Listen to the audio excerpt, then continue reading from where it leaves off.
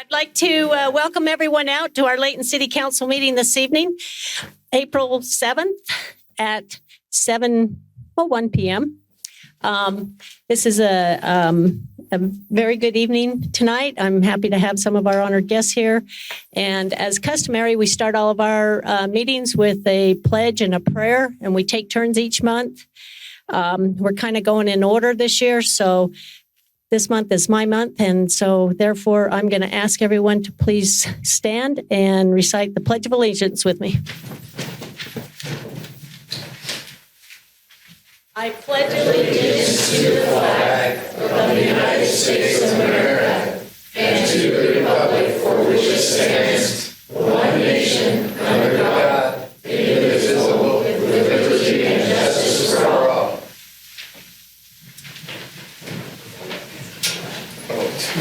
Okay, thank you very much.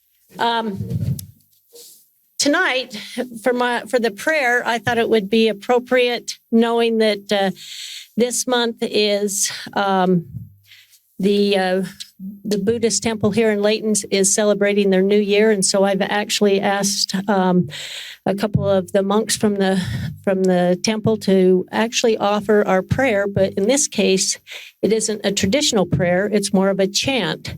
So I have tonight with us Arnold and Dang, who are the acting monks. So I'd invite them to come up to the mic over here, and I'll have you perform the chant.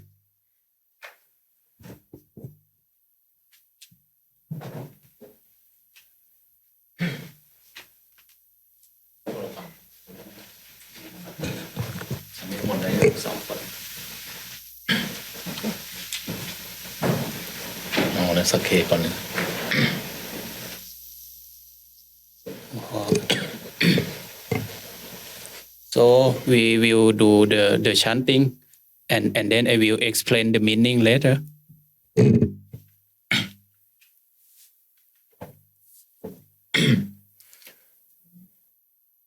Sarachang sasenang sabhantung narintang paritanupavo Santharakatu te sakhe kame charupe kirisi karatate chandarikhe vimane Dhipe rathe chakame taruvana kahane khehavatumi khete ummajayanto Tevan chara visame yakakanthapanaka tethanta santike yang muni varavachanang santavo me sunanto dhamma savanakaro ajam bhatanta Dhamman savanakaro ajam bhatanta Dhamman savanakaro ayam bhatanta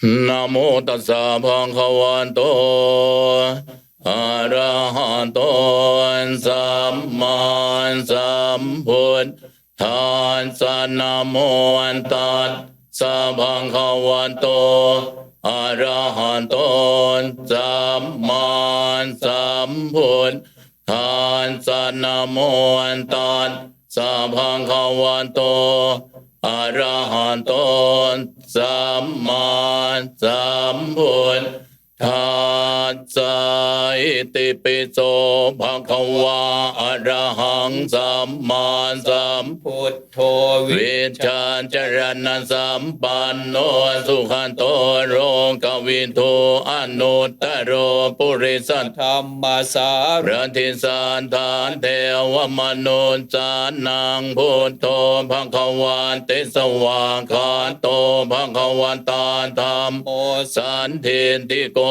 อาการิโกเอหิปัสสิโกโอปัญญิโกปัจจตังเวทิตาโพวินโยหิติสุปฏิปันโนภะคะวะโตสาวกสังโฆอุชุปฏิปันโนภะคะวะโตสาวกสังโฆยายาปฏิปันโนภะคะวะโตสาวกสังโฆสามีจิปฏิปันโนภะคะวะโตสาวกสังโฆยะติทังจัตตาริปุริสยุคานิอัตถปุริสปุคละ เอสะภะคะวะโตสาวกสังโฆอาหุนายโยปาหุนายโยทักขินายโยอัญชริกรณิโยอนุตตรังปุญญังเกตังโลกัสสาติภาหุงสหัสสมภินิมิตสาวุทันตังคริ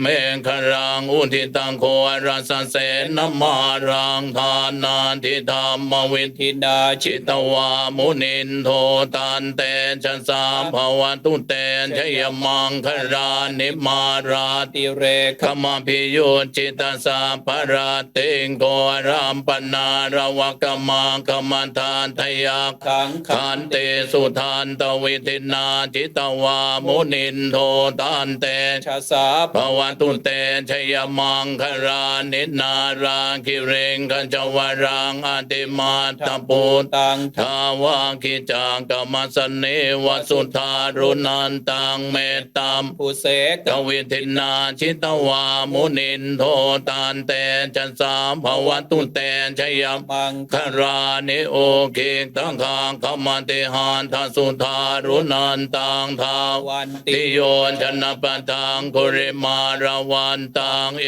เทพิสังคตมโนชิตวามุนินโทตันเตจันสาภวตุเตชยมังครานิกัตตวานกาธมุทรังอิวังคาพินิยาจินจายทุตทวจนังชนกายมาเชสันเตนะโสมวิทินาจิตวามุนินโทตันเตชะสาภวตุเตชยมังครานิสัจจังวิหายมติสัจจกวาทเกตุงวาทาภิโรปิตมนังอติอันตปุตังปัญญาปฏิปัจจริโตจิตวามุนินโทตันเตชะสาภวตุเตชยมังครานินันโทปนันทปุจกังวิปุตตังมเหเตงปุตเตนันเทพระพุชเคนัธรรมาปยันโตอิตุปเทสวิทินาจิตวามุนินโทตันเต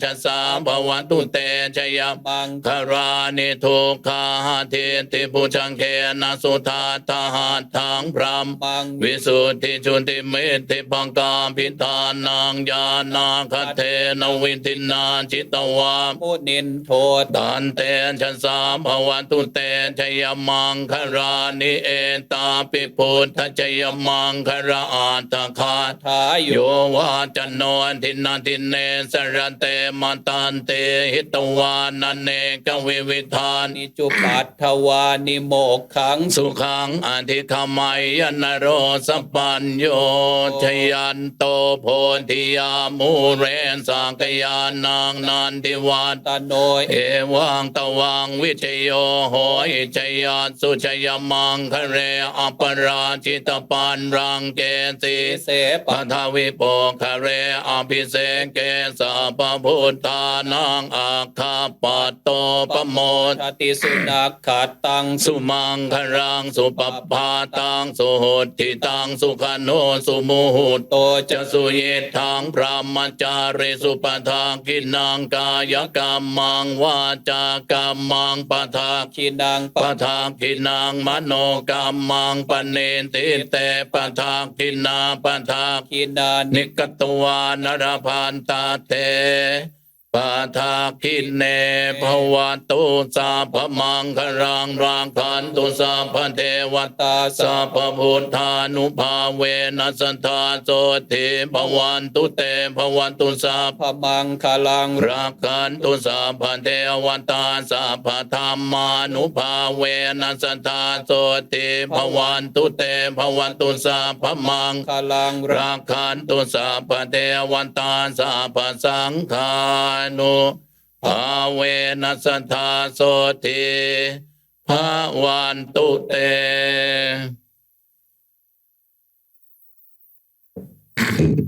So for our chanting, we can divide it into two parts. The first part here, my friends, he chanting alone. That is like to invite all beings, divine beings, to come to listen to what we are chanting. And the second part here, is more like a blessing to all of you to be happy, to be free from suffering, both your mental and mind. So actually, the meaning here, like the Buddha, he overcome his enemy by wisdom and by his intelligence. So he didn't use any weapon like to overcome his enemy. So he overcome his enemy by his great compassion or his loving kindness and his wisdom. That is the brief meaning what we are chanting about. So, yes. Thank you.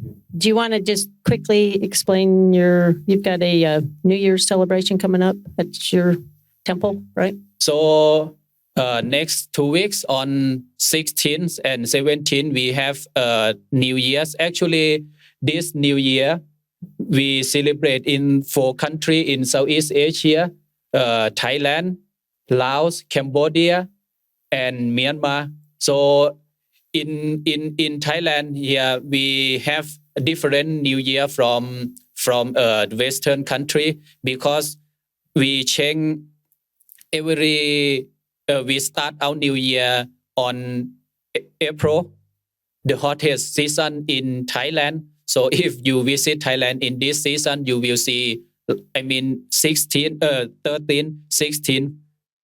14, 16 here in Thailand.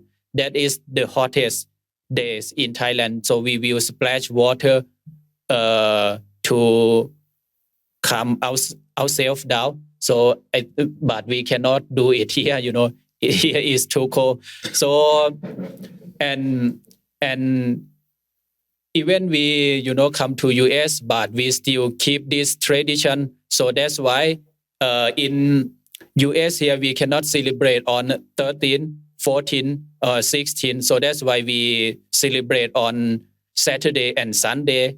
And so this year, our temple, Thai Buddhist LAYTON temple, so we just organize on 16, 17. We would like to invite all of you, if you have time, so you can come to our New Year's. And also on 16, we have Thai food.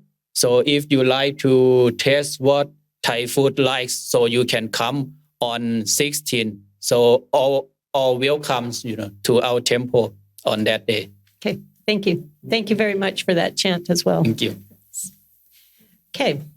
Typically, we don't do our public announcements right there, but I thought in recognizing the fact that, in Layton here, we do like to acknowledge the fact that we have a good interfaith council, as well as several different type of religions here, and we just wanted to acknowledge that. So I do need to go ahead and proceed then with our main agenda items for our council meeting, which our first topic is our set of minutes. So council, we have several sets of minutes here that we do need to approve. So I'd entertain a motion if you don't have any corrections, or if you have any corrections, please let us know at this time. And otherwise, I'd go ahead and proceed with the motion to accept. Madam Mayor, I'd make a motion that we accept the following minutes a work meeting on January 6th, 2022, special meeting January 13th, 2022, work meeting January 2022, work meeting February 3rd, 2022, budget work meeting March 16th, 2022, and the council meeting March 17th, 2022. Is there a second? Second. Okay. It's been moved and seconded that we adopt the minutes as written. All those in favor, please say aye. Aye. Any opposed? Okay, thank you. Okay, now we'll go ahead and move on to our municipal announcements. So I know that there's a few of them here as well as a special announcement. I know that I think Bettina's going to probably call someone up on that one, but go ahead, Council. Well, good evening. So I do have a few announcements. The LAYTON Communities That Care is our community program that helps us to keep our youth drug-free and alcohol-free. They're going to be having a Parents Empowered campaign kickoff on Monday at Sequest. And this is a registration event. And if you would go to their Facebook page, you can register for that event. It will be on Monday from 6 to 9 p.m. and all are invited. And then also OPA is having their 2020 Community Arts Fair on April 15th from 5:30 to 7:30. They'll have a lot of things happening for the entire family, as well as a fairy tale trail. And the special announcement, we have some members from the Davis Arts Council in the audience today. Would you like to come and offer the special announcement to the public? Thank you.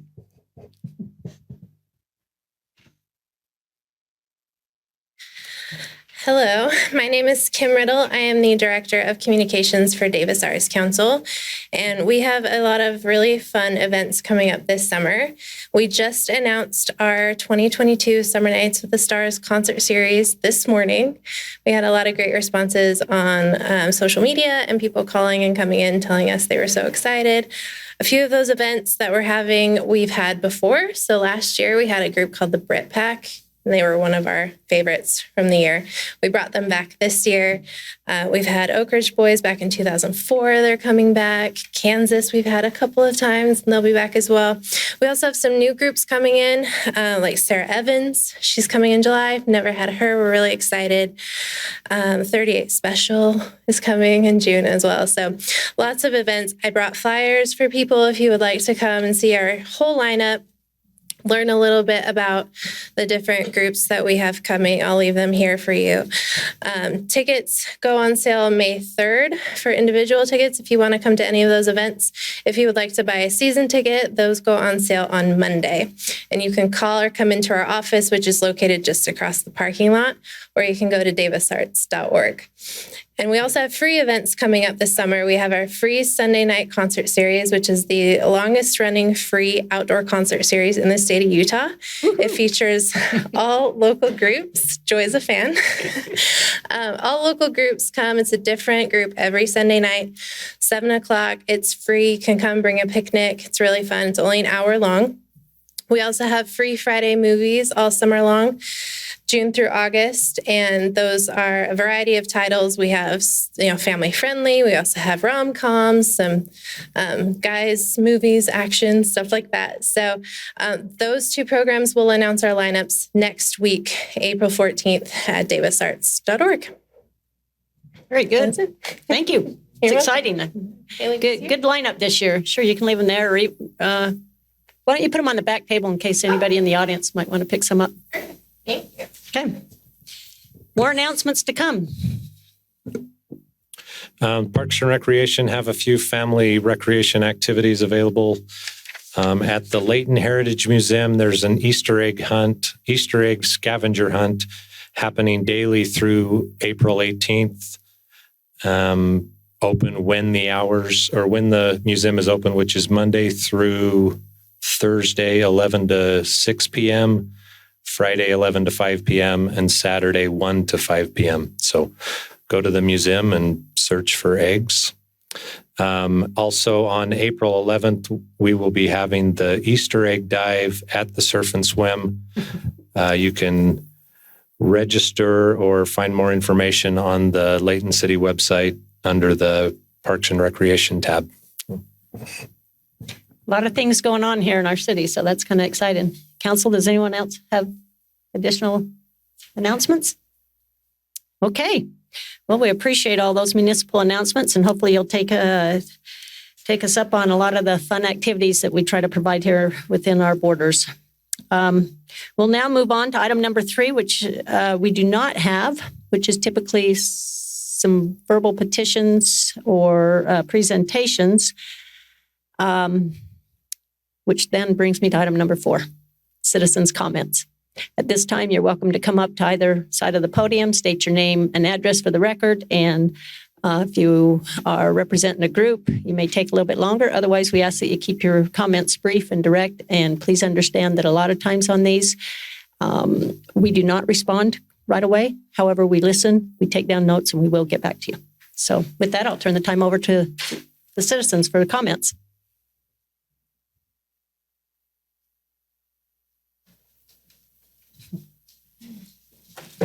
My name is Louise Brown. I live at 343 South, 750 East here in Layton. And I've come tonight to update you on the first phase of families that have been moved out, evicted from the Cedarwood Trailer Park, and what has happened to them. Although the landowner had promised to move any trailer that found a new home, he actually only moved 2. I found places for 2 more, but he didn't move those. So those 2 owners had to sell their trailers for a very little amount of money because they had to do the moving themselves. Another owner took out a loan, bought a new trailer, and started again the purchase of a home at my age. An owner of 2 trailers in the evicted area abandoned both of them.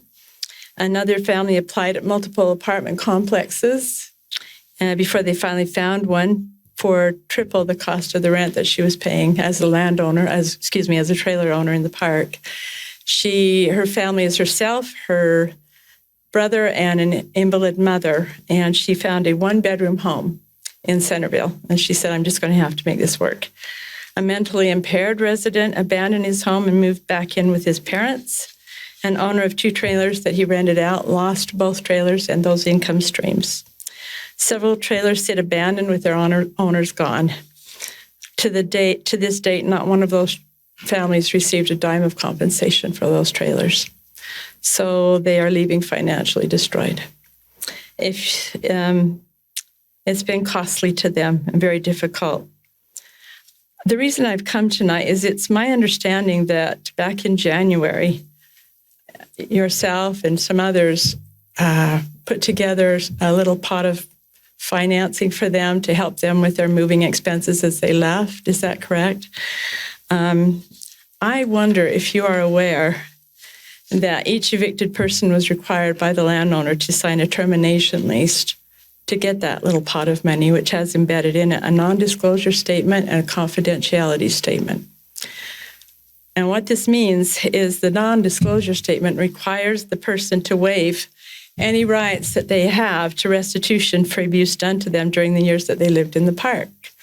And what this means is that even if they were lied to about when the park was closing, even if they bought a trailer from the landowner and he did not tell them that the park was closing, even if the manager said, sure, go ahead and put in that new roof or that new porch or those new kitchen cabinets because we're going to be here 10 more years, and then 5 months later they get their eviction notice. Even if a title was withheld after purchasing a trailer for years, given with the explanation that they had to live in the park for a certain number of years before they could have their title. I could go on with a lot of stories here.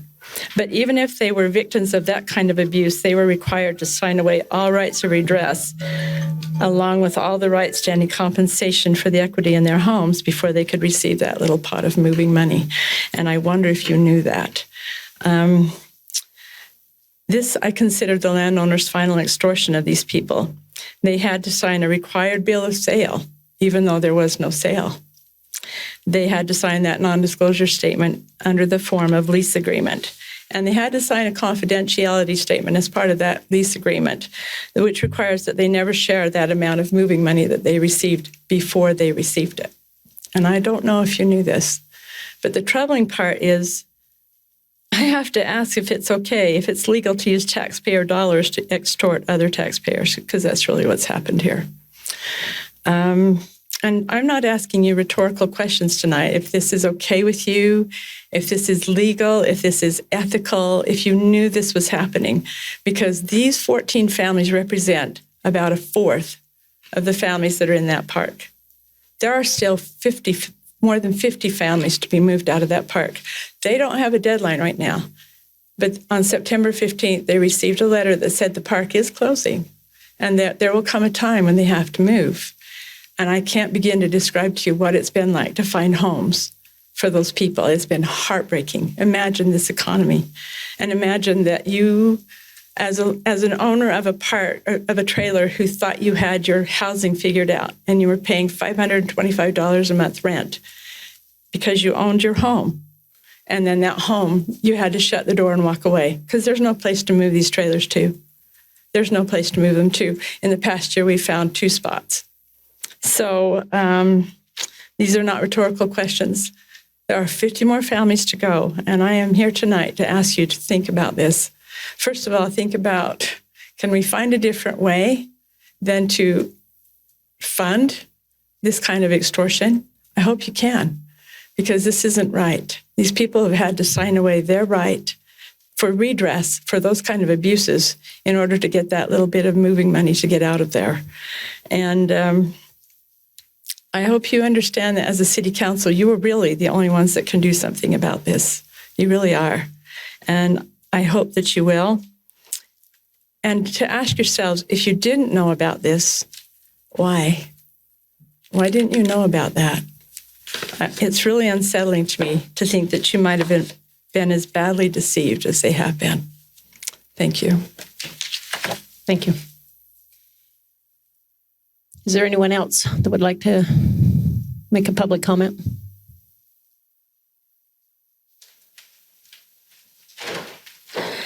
Hi, I'm Rochelle Woodbury, and I live at 796 North 3625 West on the west side. And thank you all for the time and energy you give to Layton City.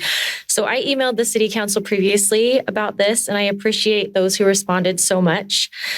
I represent several people here who are interested in a new pool in Layton. So I had a meeting with a colleague of mine, Paul Fesser, and Dave Price, Director of Parks and Rec. He told us that there are plans for a new pool in Layton, that there have been architectural renderings available for 3 years, and that they have now been updated with cost estimates. This was several months ago, but I still have heard of no firm plans for moving forward with the pool. So I'm speaking from 3 different perspectives tonight. First, as a swimmer myself who swam in high school and college. Now I'm a master's swimmer, and I commute down to Bountiful in order to swim at a pool that lends itself more easily to lap swimming. I swim with 40 other swimmers every Monday, Wednesday, Friday, and Saturday morning, 10 lanes with 4 swimmers each. And about 15 of those swimmers live in Layton but commute there because the pool is more desirable. It is cooler, better lit, has up-to-date blocks and digital timers, and the lap swimming culture there is amenable to fast swimming. In addition to the Masters swim team, at the same time that that's happening, there are another 8 lanes of recreational swimmers with 2 to 3 people per lane. Each of us on the Masters team know at least 2 to 3 others who would swim but don't because Layton's facility is unpleasant and Bountiful is too far. And I would love to be able to swim in my own city and not pay $55 a month because I am not in the Bountiful Rec Center area to swim at a decent pool. So second perspective, as a mother of a son on swim team who swims in a very crowded pool, he's here tonight, Ben, just wave. Once 20 people in 1 lane, and a daughter who can't get on the swim team because she is one of 80 on a waiting list. It is tragic that swimming used to be a sport anyone could do, much like track. But now because of lane space, there is not enough room for a new swimmer to try the sport. In addition, the Layton and Northridge High Schools, some of the coaches are here tonight. Both have to hold tryouts for the swim team. Both of these high schools are huge and within city limits. Also, practice is canceled quite often because of weather. Anytime there is lightning near the pool, even when it is winter and inside, the pool has to close or because of something that is broken. On another note, as a competition venue, the surf and swim is unsafe and slightly embarrassing for the swimmers.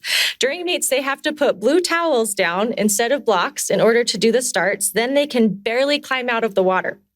The team can't host high caliber meets, and frankly, other swimmers don't like to attend meets at their pool, so they can't make any money hosting meets.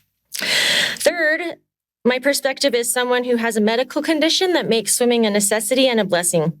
I have had multiple sclerosis for 8 years. Because of this, running is more challenging because it raises my body temperature.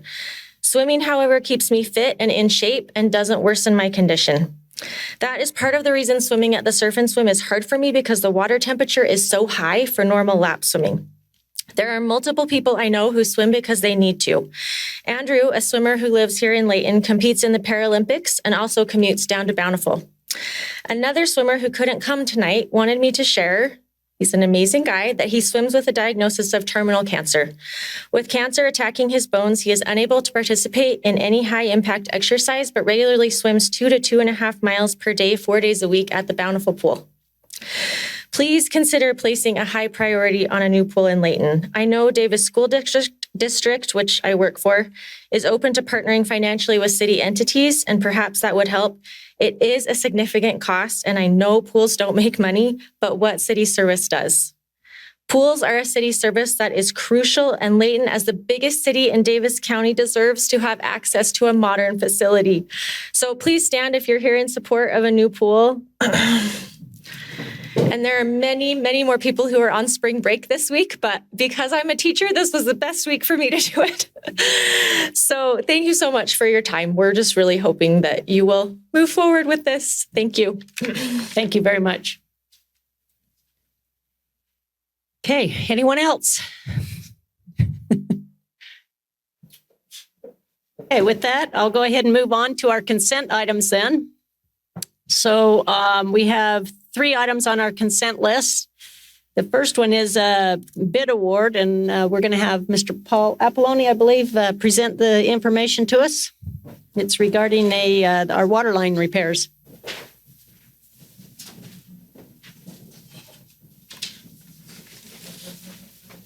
Thank you, Mayor and Council. Tonight I bring before you bid award with Penn and L Construction Incorporated for water lane repairs, project number 2101, resolution 2223, various locations throughout Layton City. Resolution 2223 authorizes the execution of an agreement between Layton City and P&L Construction Incorporated for the water lane repairs, project 2101. This project includes the installation of total approximately of 1,200 lineal feet of 8-inch C900 DR14 PVC culinary water main piping and associated items. Excuse me. Associated items for a fully functional system at 2 separate locations. The PVC pipe is to be furnished by the city and installed by the contractor. All valves, fittings, bends, and necessary items needed to complete the work shall be furnished and installed by the contractor. 4 bids were received, with P&L Construction Company submitting the lowest responsible bid in the amount of $390,225. The engineer's estimate was $310,000. Staff recommends the council adopt Resolution 2223, awarding the bid to P&L Construction Incorporated and authorize the city manager to execute the agreement for the water line repair project 2101. Any questions? Any questions, council? Oh, you did a good job. Thank you, Paul. Thank you. Okay, well, I'll move on to items B and C, and Mr. Chad Wilkinson will be presenting item B, which is a preliminary plat for the Fox Corner PRUD. He gets to multitask on running the computer as well, or the screen. Thank you, Mayor, Council. This is a preliminary plat approval for, let's see, maybe we're going to have to try a different You know how to method say to move it? that.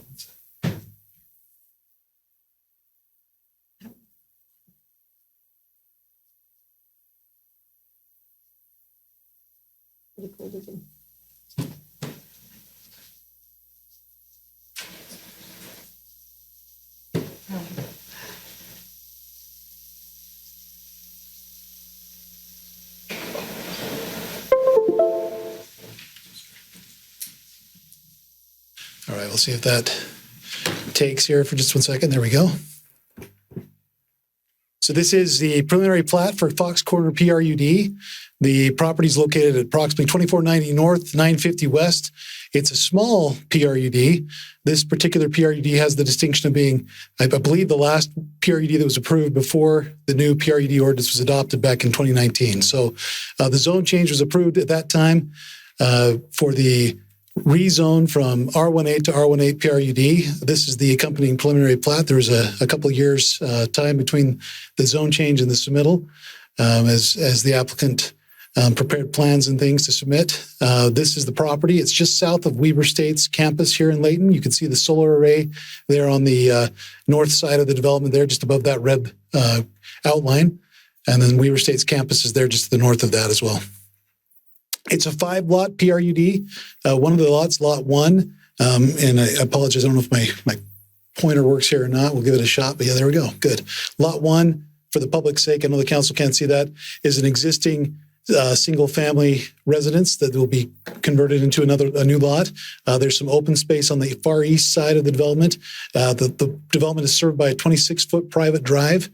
These are smaller lots than would conventionally be allowed within an R18 or an R18 zone. The PRUD zone is what allows for that flexibility in lot size and design. Again, this was approved under a previous ordinance. The zone change was approved under a previous ordinance. So that is the ordinance that's used to review this particular development.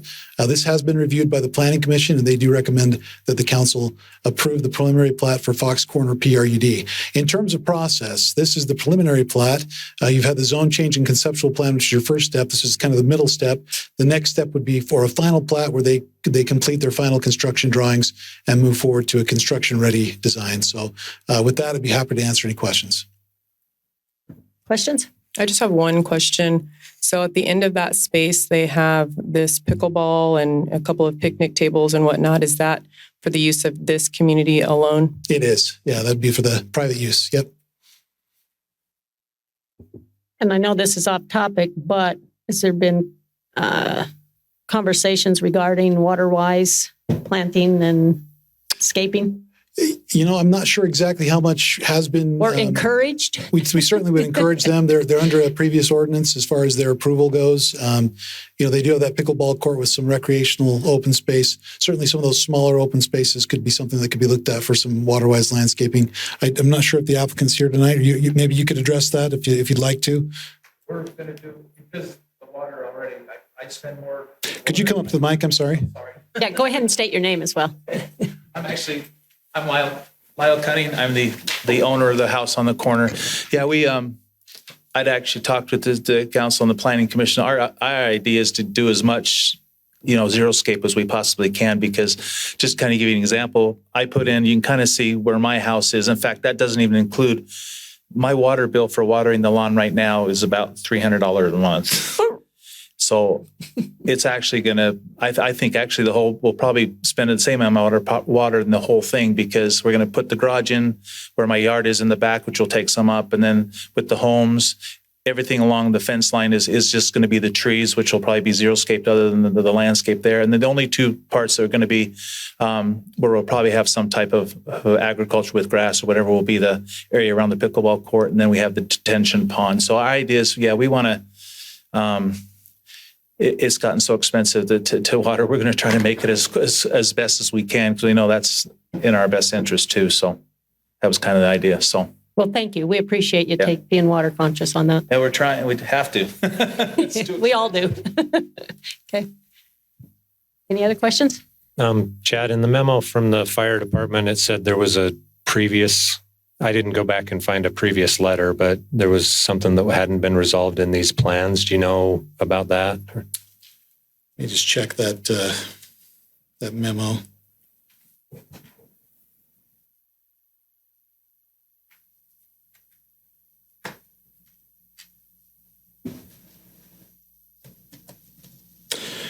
Yeah, those comments, I think, they have essentially a process they call approved with revisions. So in other words, there'll be some additional revisions that have to be made for them, but this addresses all the access needs and those types of issues for the fire department. So they've forwarded a recommendation of approval for this as well. Okay. Any other questions? Okay, very good. We'll go ahead and move on to our last item of our consent item, which is, excuse me, we don't take public comments on consent items. I own the house third from the left there. This is the first I've heard about this project. Okay, well, if you'd like to, after the meeting, go ahead and give your name and contact information to our city manager, then we'll be glad to get back to you. And I'd be happy to stay a little bit and talk about it as well. Yeah, or Mr. Wilkinson will visit with you.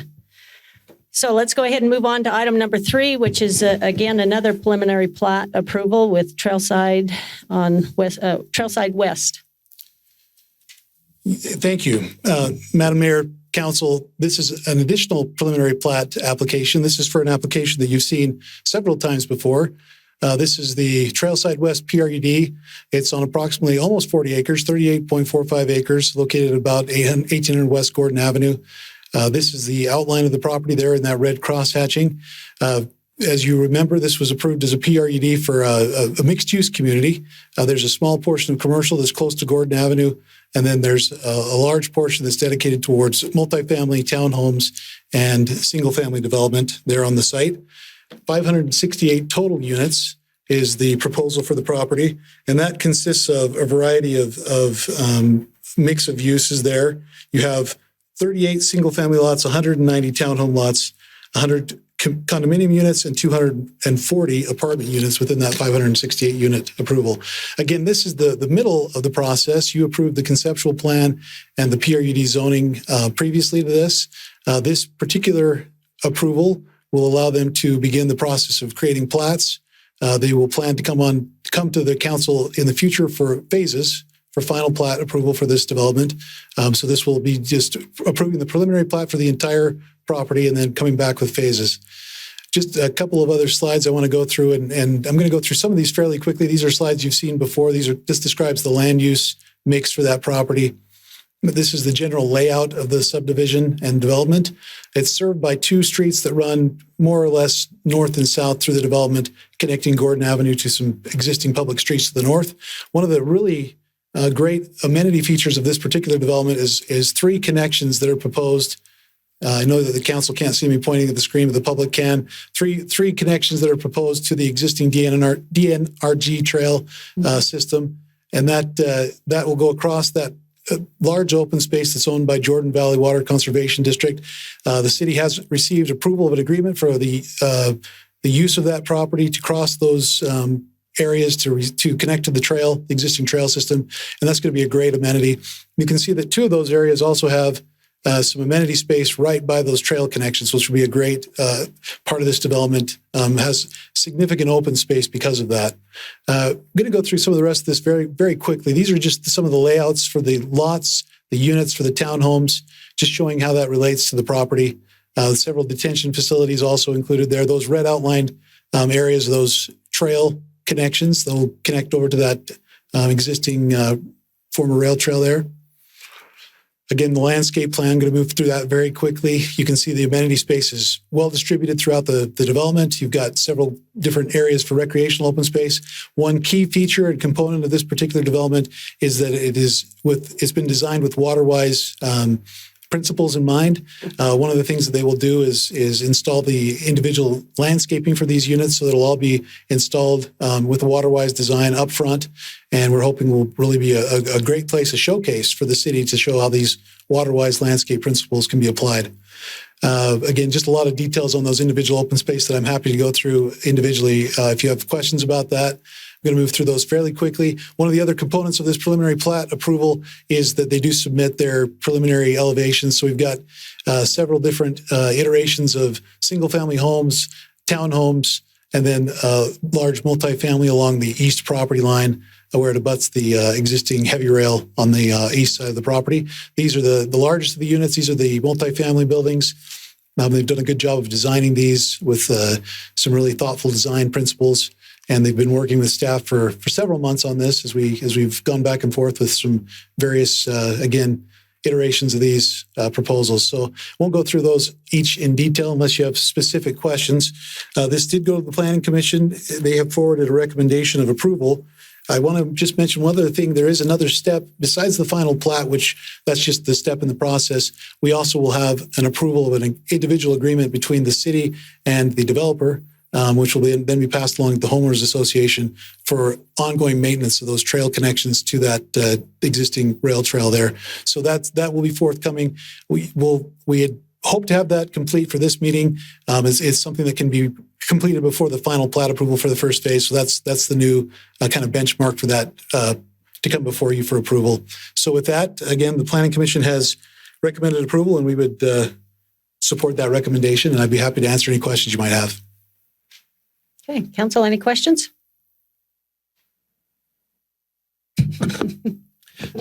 A couple, Chad. Will there be, I'm just looking at the connections, which I love, to the trail. Will there be parking along, is it Layton Crossing Parkway? Is that the name of the road? The public road? The public road there will be some parking available on that part that borders the open space there, yes. Is that above and beyond the parking calculations for the development? So that parking was not counted toward their minimum parking requirement. Okay. Also, on the connection to Gordon, what's the future of having a light there, just a traffic light there where that connection is That's made? a great question. So there will eventually be a warrant met. Steve Jackson, our city engineer, has looked at that. We don't know if it's going to be there or just slightly up the street. There's a couple different places where that could land. It's going to kind of depend on the traffic flow in the area. I'm going to try to go back to that overall map of the area and show you where that could potentially land. But there is, that map doesn't show it very well. None of them go east enough. Kind of, sort of. I'm going to see, maybe that's the best one to look at right there. So there's two, and I know you can't see this on your screen, but there's the approximate location of that connection right now. There's the potential that it could also go in one of these other alternate locations depending on the traffic flow for the area. Why would you put a light? They're coming out onto the street, and you talked about maybe a light farther west. It would be creating gaps. So it just depends on how that traffic study works out, and if it depends on the flow of traffic and how that's going to play out as this is developed. But that once that meets warrants, there'll be an opportunity for a signal there that would potentially create some gaps for people to get in and out. When that happens, would that eliminate the hawk crossing at the trail? I don't know the answer to that. I'm sorry. Similar to like probably, but Angel Street. I don't know the answer to that one. Genta. Yeah, I don't know if Paul knows I know I'm putting you on the spot right now, Paul, but any idea on that? Just thinking about having lights that close to each other. Yeah. I think that's something we definitely need to consider, knowing the volume of the traffic and the activity on that trail. That's going to become a big issue if we don't address it. Anyway, something to think about. So, yeah. I know that's been considered. I just don't have an answer for you. I'm sorry. Yeah. Okay. Any other questions? Okay. That concludes all of our consent items then. So council, I'll bring it back to you for a motion regarding the consent items. If you could, please state the resolution number for whoever wants to make a motion. Okay. I move that we approve the consent items. Item A, Resolution 22-23 for waterline repairs. Item B, preliminary plat for Fox Corner PRUD. And item C, preliminary plat for Trailside West PRUD. Second. Okay, it's been moved and second that we accept the items as presented. All in favor, please say aye. Aye. Any opposed? Okay, thank you very much. Well, that pretty much concludes our council meeting for this evening, unless anyone has any unfinished business they'd like to bring before me. Okay, with that, I'll entertain a motion to adjourn our council meeting for tonight. Motion to adjourn. Okay, thank you very much.